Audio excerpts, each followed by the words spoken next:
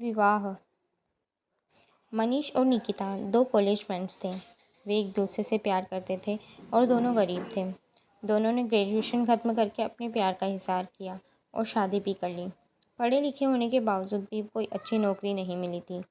ज़िंदगी बिताने के लिए छोटे मोटे काम करने लगे। कभी कभी तो दोनों को आधे पेट या फिर भूखे पेट ही सोना पड़ता था। दोनों की ज़िंदगी ऐसे ही गरीबी में कट रही थी, लेकिन भगवान मानो उनकी परीक्षा ही ले रहे थे। ऐसे में निकिता प्रेग्नेंट हो गई। अब उन दोनों को समझ नहीं आ रहा था कि वह खुश हों या दुखी।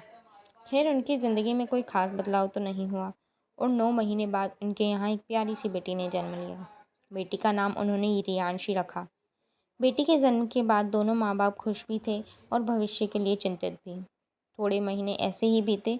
उनकी ज़िंदगी ऐसे ही चलती जा रही थी, मगर एकाएक मनीष का स्वभाव बदलने लगा। मनीष निकिता को इग्नोर करने लगा।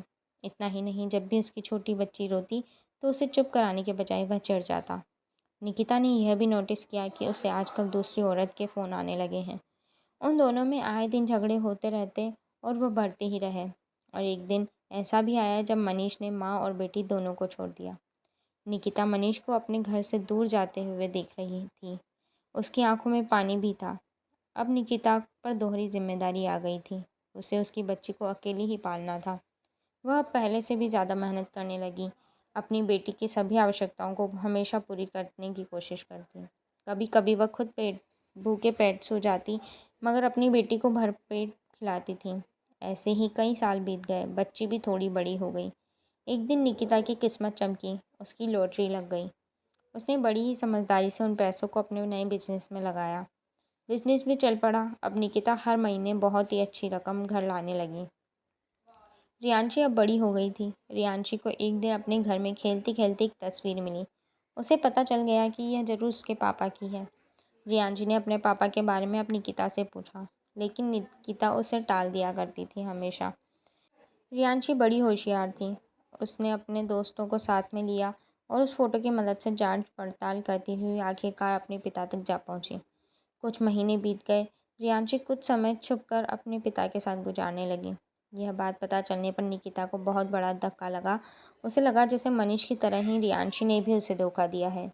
इसके बाद निकिता ने रियांशी से भी दूरी बना ली। एक महीना बीत गया। निकिता को पता चला कि मनीष कैंसर की वजह से मर गया है। निकिता को इस बात का थोड़ा भी दुख नहीं हुआ, मगर वह जानती थी कि रियांशी दुख में डूब गई है। एक दिन निकिता सोफे पर बैठे शांति से टीवी देख रही थी कि अचानक रियांशी वहां पर आई। उसके हाथ में एक चिट्ठी थी। उसने वह चिट्ठी निकिता को देते हुए कहा, आपके लिए पापा की चिट्ठी है। निकिता ने कहा, इसे यहाँ से ले जाओ और कहीं जाकर फेंक दो। रियांशी रो पड़ी और बोली, भगवान के लिए इसे एक बार पढ़ लो।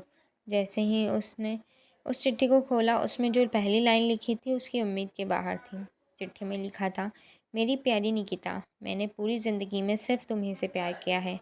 हाँ, मैं जानता हूँ मैंने तुम्हारे साथ बहुत ही गलत किया, मगर मैं क्या करता। जब तुमने मुझे दुनिया की सबसे बड़ी खुशी यानी कि रियांशी के आने की न्यूज़ दी, तब सच मानो दुनिया में मुझसे ज़्यादा खुश और कोई भी नहीं था।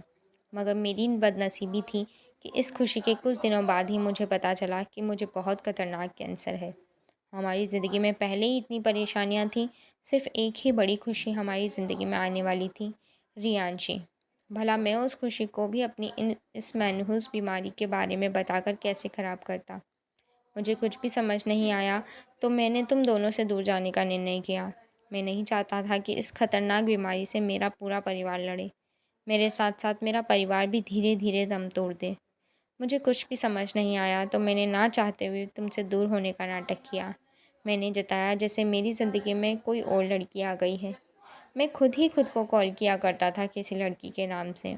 मैं तुम्हें ये बात कभी भी नहीं बताना चाहता था, मगर जब मेरा आखिरी समय चल रहा था, हमारी बेटी ने मुझे ढूंढ निकाला। मैं फिर एक बार अपनी बेटी को अपने आप से दूर नहीं कर पाया। उसने मेरे आखिरी समय में मेरे साथ समय बिताया। सच मानो हमारी बेटी बहुत समझदार और दयालु है। इसी ने ये चिट्ठी मेरे आखिरी समय में मुझसे ज़बरदस्ती लिखवाई है, ताकि कम से कम मेरे मरने के बाद तुम मुझसे नफ़रत ना करो। तुम्हारा गुनहगार मनीष। चिट्ठी पूरी पढ़ते ही निकिता की आंखों में जैसे सैलाब आ गया। उसे लग रहा था कि काश मुझे ये सब पहले पता चल जाता, तो मैं मनीष से बात कर पाती, उससे अपने गले लगा पाती, उसके दर्द को बांट पाती। मगर अब यह संभव नहीं था। उस दिन माँ और बेटी दोनों फूट फूट कर रोए। उस दिन माँ और बेटी दोनों फिर से करीब आ गए। निकिता मनीष से दूर तो रही, मगर मनीष के प्यार की निशानी रियांशी को हमेशा अपने पलकों पर रखने लगी। पहले से भी कई गुना ज़्यादा प्यार करने लगी। प्यारे दोस्तों, आपको हमारी प्रेम भरी प्यारी सी छोटी सी कहानी कैसी लगी, हमें कमेंट्स के माध्यम से ज़रूर बताएं। वीडियो अच्छी लगी हो तो लाइक, शेयर एंड सब्सक्राइब।